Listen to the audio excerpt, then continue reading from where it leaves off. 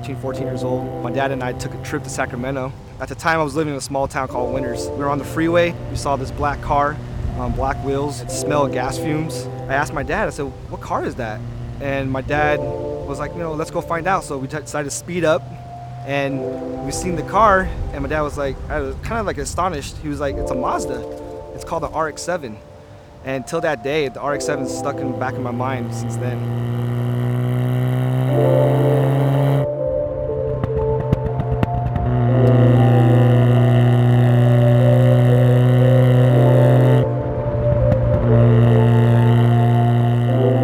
My name is Chris Majorovas. I drive a 1994 Mazda RX-7. How I found this car, recently last year, I went on Auto Trader. I saw a listing in Chino Hills. It was a white RX-7. That was the color I was looking for. With only 49,000 miles on the original engine, I was like, this is too good to be true. Called the owner the next day, and I asked him, I said, you still have the car available?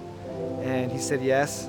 I had recently asked him if he had any other offers, and he said he had one offer, but the guy wasn't coming till the following next day. I was kind of lucky in the sense because he allowed me to see it before him. Right away, I told him, I said, you know what, I love the car. I was like, I'll give you a cash offer. And I remember he spoke to his wife, came back out, and he says, you have a deal. We shook hands and went down to the bank and made the transaction, took the pink slip out of his hand and drove it home.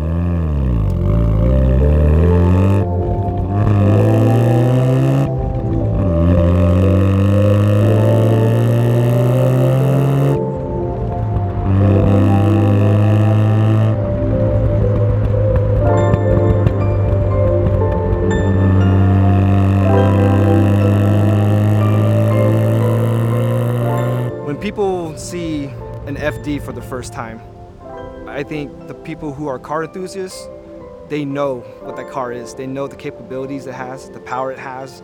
For people who are not car enthusiasts, they're pretty shocked to know that it's a Mazda car, but it's an RX-7. Not many people who don't know a lot about cars know that Mazda made a car like this.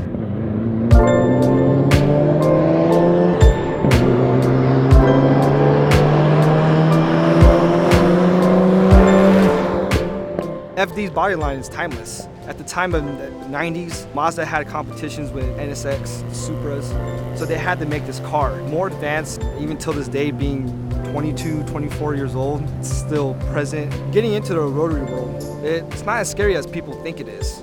I think it's the way you treat your engine, the way you take care of your car, it takes care of you. Hearing a lot of scary stories, oil consumption, seals, burning, but the way I see it is that you expect these problems, the engine's made for the car. As long as you take care of the car and you maintain it, you won't have any issues with the car later on. My wheel setup is Work Emotion XD9, 18 by 9 with a plus 20 offset in the front, and an 18 by 10 with a plus 18 offset in the rear. They're both wrapped around with Michelin Pilot Super Sports. The motor I'm running is a 13B rotary engine, street ported and rebuilt by Angel Motorsports by John Vargas. A lot of people like to swap to a single turbo. I decided to keep my twin turbos, but I upgrade them to B&R Stage 3. Also running an Advatronic ECU, and I also have a Gredi V-mount intercooler and radiator kit. For handling, I went with TN coilover Street Flex. Upgraded the rotors and the brake lines and the brake pads all to Project Mu. The build behind this car was inspired by my mother. She passed away last year from ovarian cancer. She was battling for about 5 years. My last couple, conversations with my mom, she always told me that be sure to get something for yourself that you'll appreciate and that you'll love. That's what inspired me the most. I did a lot of teal accents on this car for a memory of my mother. Ovarian cancer is the color for teal. Knowing that I'm driving this car and the build behind it is for my mother, I know for sure that she's always with me, and I know that she's looking down on me, and she's happy that I'm happy that I have something that I'll appreciate and love for always. When I am sad or I need to get away, I take long rides, cruises, just to get in the car. You surround yourself with happiness and positive energy. When you have a car like this, it keeps me going, keeps me happy. It keeps me looking forward to knowing how hard I work for something this big, and to have it in my life it's a treasure. This is my dream car. For the people who are inspired to build their own dream car, I just recommend that you stay positive, don't never give up on your dream, and don't let anything get in the way. If you find that specific dream and you want that car, work hard for it, and eventually it'll come in the right time.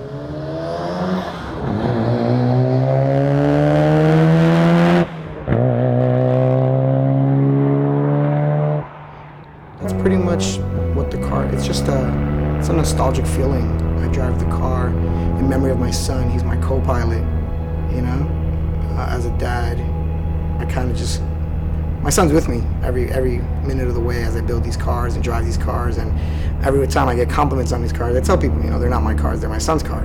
Eventually, as he got older, they would be his cars.